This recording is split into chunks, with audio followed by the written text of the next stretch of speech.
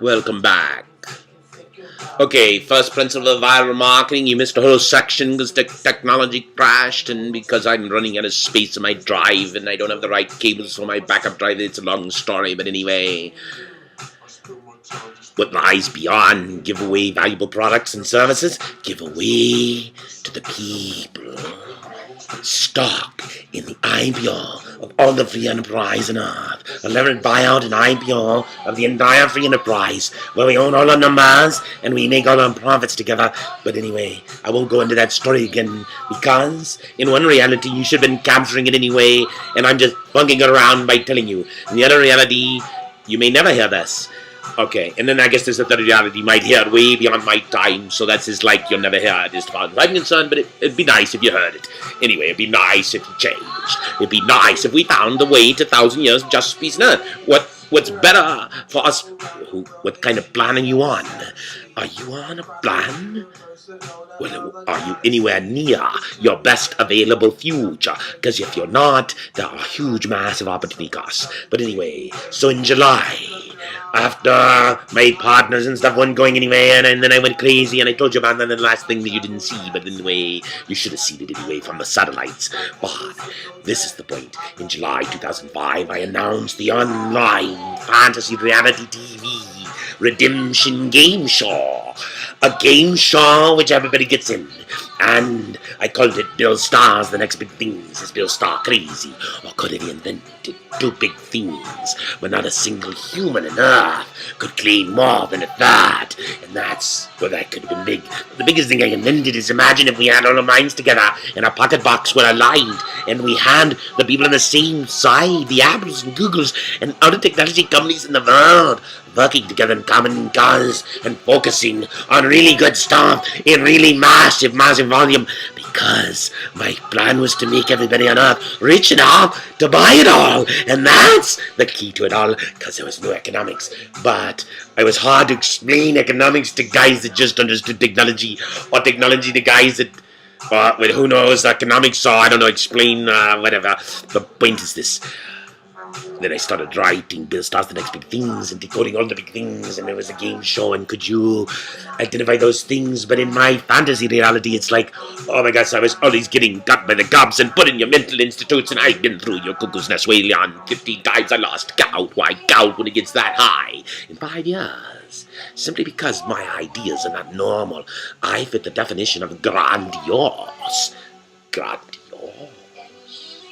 Of course, you cannot possibly have a plan to buy the world without being grandiose. And when you do plan that way, it tends to give you racing thoughts. So that gets interesting.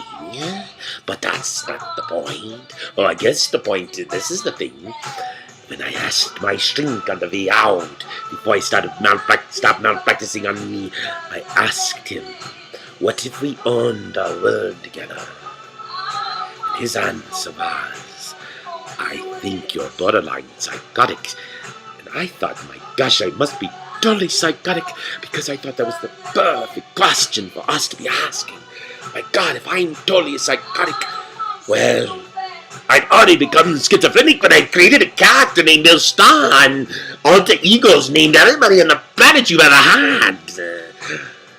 And my alter ego, along the way, I got a messianic complex, but you don't have those in your books. But anyway, that's not the point. So, it was a story of me going crazy. So 2005, after I went crazy, I just started writing my screen plan.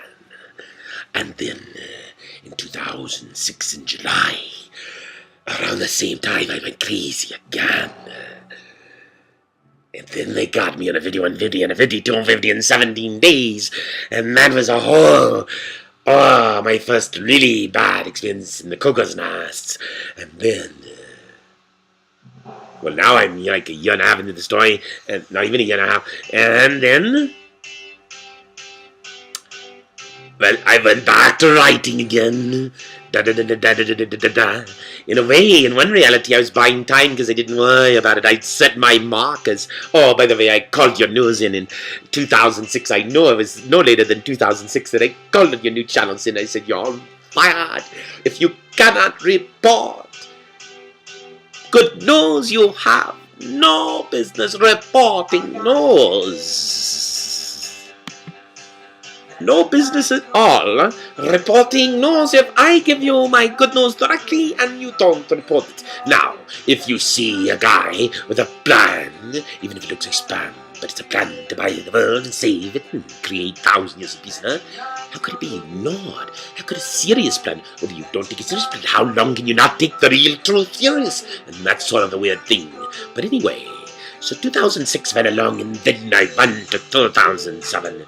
And by the spring of 2007, I went really crazy, and I was ready to contact my board of angels. And that's when, 2.5 years into my 5-year plus job, that's when you basically destroyed, or almost destroyed all of it, and then finished it off later on, and I finished the rest. Destroyed my life. And all my records of all my inventions were stolen by you. But see, in one reality,